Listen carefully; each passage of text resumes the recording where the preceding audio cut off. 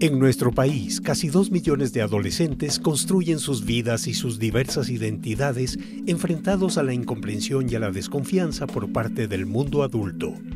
En medio de una creciente preocupación por los temas de la inseguridad pública, se generaliza la idea de que muchos jóvenes y adolescentes están inmersos en actividades delictivas. Este grupo poblacional tiene que ver con las causas, con la pobreza.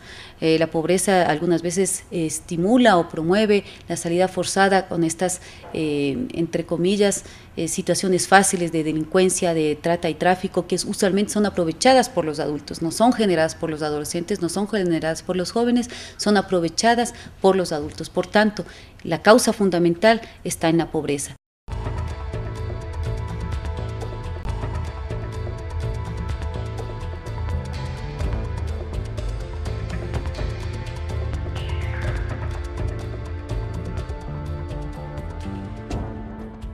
Vea usted que más del 80% de menores que caen presos no tienen familia. Sus padres están de migrantes, o murió la mamá, o se criaron solo con los abuelos. Entonces ahí hay causas para entender esa conducta. No es que nacieron locos y desde pequeños eran psicópatas. Los jóvenes son un segmento de población que muchas veces, por sus conductas o su aspecto, o una desafiante presencia propia de su edad, resultan fácilmente vinculados con situaciones de transgresión del orden social.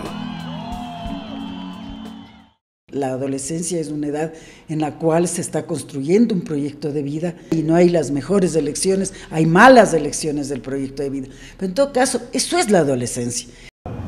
Yo estuve enrolado en lo que es de las pandillas, porque ahí, digamos, encontré el respaldo que no encontraba en mi casa y podía yo, hacer lo que no podía hacer en mi casa, expresarme de distintas maneras, oír la música que a mí me gusta.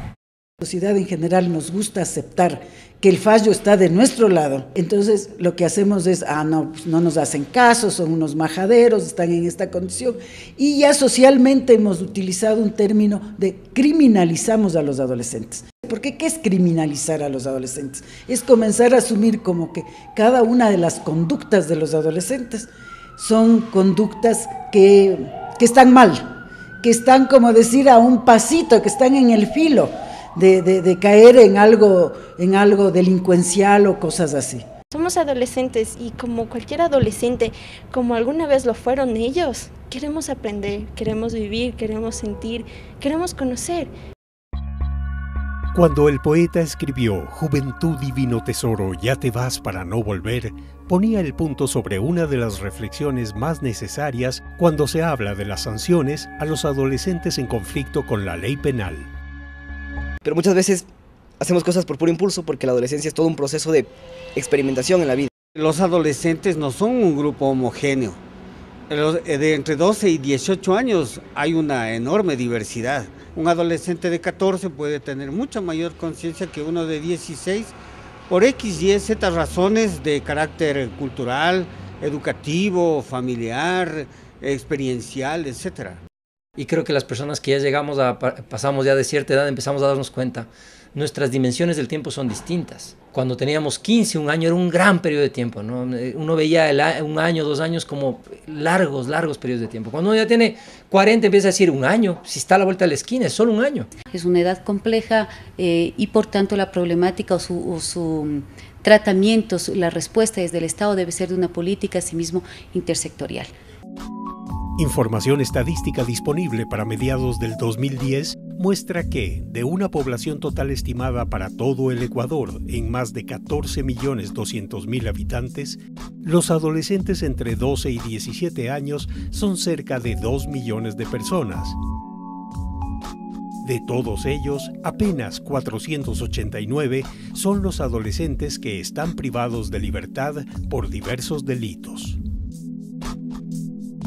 El Estado no se ha organizado en el tema de justicia, en el tema de brindar las sanciones a quienes verdaderamente tienen la culpa, porque un adolescente no es malo, insisto, no es que un adolescente roba porque él quiere, roba porque muchas veces lo manipulan a robar o muchas veces siente el interés de hacerlo porque la situación en sus hogares, la situación con su familia es demasiado complicada o él está viviendo solo, y el sistema judicial en este país tiene muchísimos errores y los adolescentes no debemos pagar esos errores, y la solución no está en imputar penalmente a los adolescentes.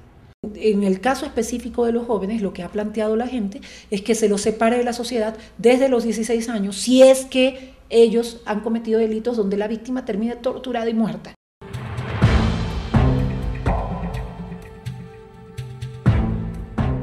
Nosotros tuvimos un caso de que le asesinaron en el domicilio a mi hermana. Mi hermana fue una de las promotoras de los derechos de los niños y de los adolescentes en Imbabura. Un niño abandonado desde los 8 años, su papá alcohólico, vio cómo le mataron a su madre dentro de su familia, fue disparado a los 12 años en su rostro y perdió una parte de su oreja. Acceso directo a percibir y a consumir drogas. Sus hermanas y sus hermanos también víctimas de violencia sexual de parte de su padre. Perdón que me quiebre, pero a mí no es solo responsabilidad de él, es responsabilidad nuestra como sociedad. La conducta del adolescente es una consecuencia, un resultante de la interrelación con los adultos, la familia, por su parte, que está directamente vinculada al adolescente, los maestros que están relacionados con su proceso educativo, son corresponsables de esa producción de esa conducta. El sistema de rehabilitación social en el país arrastra desde hace décadas una inoperancia crónica que hoy el Estado pretende corregir. Se busca reinsertar a los adolescentes infractores con apego a los principios constitucionales y apostando por mecanismos profundos de prevención. La sociedad podrá evaluar en algún momento los logros de este propósito. Es mejorar el sistema judicial, el sistema penal de adolescentes, para que los adolescentes que cometan delitos graves salgan verdaderamente rehabilitados. Porque también muchos centros de adolescentes infractores son cárceles para niños. Por último se entrenan para ir a la cárcel luego en unos años. El sistema, por tanto, se resume en un proceso de gestión de la violencia. Frente a eso, entonces, nosotros planteamos la necesidad de que se dispongan y que se utilicen las medidas socioeducativas no privativas de la libertad que están previstas en el Código de la Niñez y Adolescencia.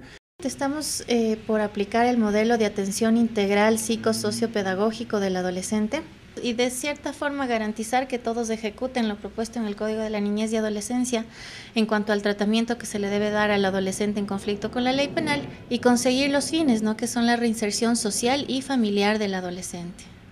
La sociedad y el Estado tienen que ser súper duro con el delito y en general con los actos de violencia que generan daño a la gente. Eso no significa que hay que ser duros con las personas que cometen infracciones. Eso son dos cosas distintas. Que lo que tiene que hacer la sociedad no es excluirle a través de la cárcel, sino de incluir a través de mecanismos que son básicamente la familia y básicamente la educación. La utilización adecuada de los espacios públicos y la oferta desde el Estado, sea el gobierno nacional, en el caso quizás de los espacios públicos, los gobiernos locales tienen mucho que decir y mucho que ofrecer. La oferta de actividades de distracción, de cultura, de creación, de recreación, de encuentros entre ciudadanía, de fortalecer los lazos, repito, de solidaridad, son muy importantes. Y aquí yo creo que deben ser políticas públicas desde el gobierno nacional, pero también políticas locales de los gobiernos autónomos descentralizados.